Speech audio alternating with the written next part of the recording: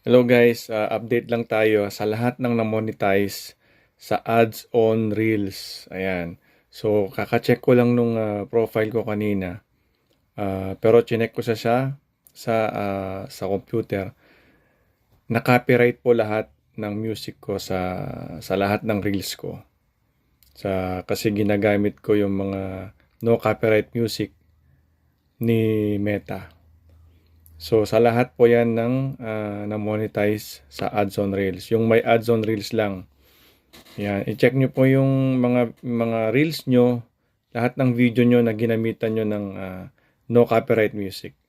So, ganitong message po ang makikita nyo pag sa computer nyo po chinek. Hindi nyo po siya makikita sa cellphone nyo. Dahil sa computer, kayo lang po makakita.